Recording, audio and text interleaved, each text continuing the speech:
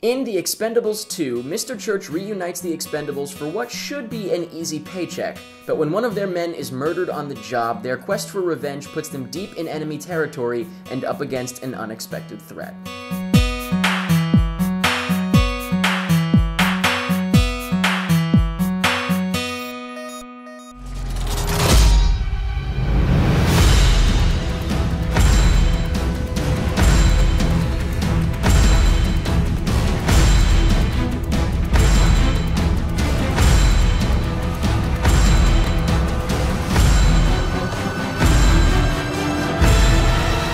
I didn't really care for the first Expendables, and I have a perfectly logical reason why.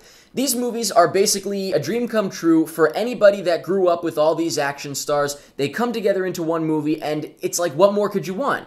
But now imagine if you didn't grow up with all those action stars.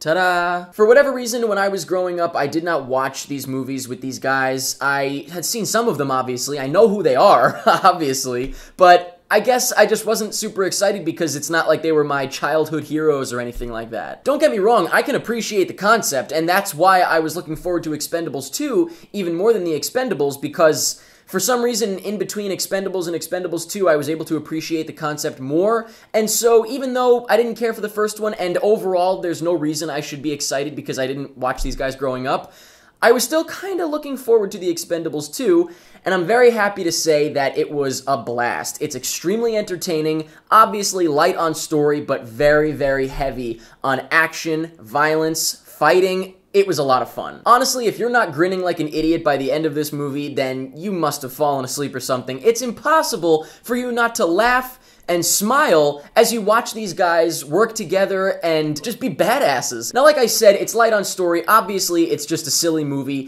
for the sake of these guys getting together and making a movie. But let's get a little bit more detailed. First off, with the plot, not much to say about it because there's not much to it. I don't 100% know exactly what happened towards the end. It got a little bit confusing to me, but I thought it was fine. It was doable for what it needed to be. Like I said, it's really just there so that the movie can exist, and you understand that going in, so it's okay. You know, it's not like you're expecting some incredible story. The directing, I thought, was much, much better this time around. Sylvester Stallone, he sat back for the directing on this one, and I have to say it's definitely a good thing because this movie didn't take itself too seriously. And if I remember correctly, the first one kind of did, and maybe that's why I didn't like it so much, but this one, it knew exactly what it was. It didn't take itself too seriously. There were lots of cheesy one-liners and stuff that worked because they knew it was a cheesy one-liner. They didn't think, oh, this is such a serious statement being made here. When Arnold says, "I'm back," that's going to be really, really intense. It's obviously a goof, and it's fun, and the movie is aware of that, which is perfect. The fighting is great. The fighting is very intense. The action overall is great. That's really what you're going to this movie to see, and the movie delivers. If you're looking for just a bunch of your favorite action heroes in an action movie, a crazy fighting action movie, that's exactly what you're going to get. And acting-wise, too many people to go into details, but I thought everybody was fine. Not everybody still got it in terms of acting, although I don't know if they all had it in the first place necessarily. Different times. But yeah, everybody's fine enough, and some are better than fine. I think that Van Damme was great. I think Lundgren is hilarious, and of course Terry Crews is hysterical, and I have to of course point out the main kind of attraction here, aside from, you know, Stallone and all the big guys, Arnold Schwarzenegger is in this movie considerably more than his tiny cameo in the first one. He's Arnold Schwarzenegger, what can I say? That's all that matters, and that's it. That's really it. Bruce Willis is in it more, he's cool in this one, but the big thing I think here that everyone was like, ooh, can't wait for it, is Chuck Norris. And Chuck Norris is such a goof, like, it was so goofy, but, you know, just the fact that it's Chuck Norris, you know, there's this whole mythology created about him now from the Chuck Norris facts, which I will talk about in just a moment, and you know, just the fact that he's on the screen is all that you need. So that's the thing about Schwarzenegger and Norris, and all they need to do is just be on the screen. But overall, I didn't have any major issues with the acting, and even if you thought any acting was bad, it's like, you're just laughing, you know, you're just having a good time.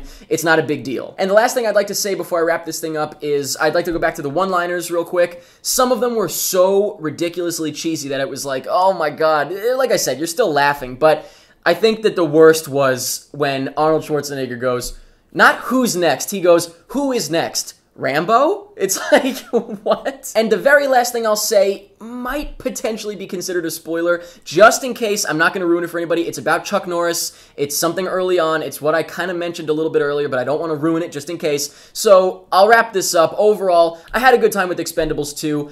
Is it my favorite movie of the year? Absolutely not. Did I have a great time with it? Yes. It was a lot of fun, great action, great fighting, and I'm pretty sure that everybody's going in for exactly what they're going to be given by this movie, and that's all that matters. So now I'm going to talk about the one quote-unquote spoilerish little thing. I really don't know if it is, and you might laugh when you find out what I'm going to say. It's not a big deal. But just in case, I'm giving you a warning. Do not watch the rest of this video if you're concerned at all about spoilers for The Expendables 2. Wait until you see it, and then you can come back. And now I'm going to talk about the one tiny little thing, Chuck Norris. Chuck Norris, fact, he actually said a cobra bit him, and 5 days later the cobra died. I couldn't believe it. My freaking head exploded when that happened. And yes, that's the entire spoiler. That's what I considered a spoiler. But you never know. Just playing it safe. And that's all I have to say about The Expendables 2. Let me know in the comments what you thought of The Expendables 2. Did you grow up with these guys? Once again, I did not, so it's not that big of a deal in that sense to me. Who's your favorite of the whole crew, by the way? Of all these guys in this movie, who is your #1 favorite? Who are you most excited to see? Or maybe who are you not excited to see but ended up being your favorite? What was your favorite one-liner that was either cheesy or actually cool? Because there was one or two that were pretty cool. Let me know anything that you want about The Expendables 2. And that's pretty much it. You're gonna need a new plane.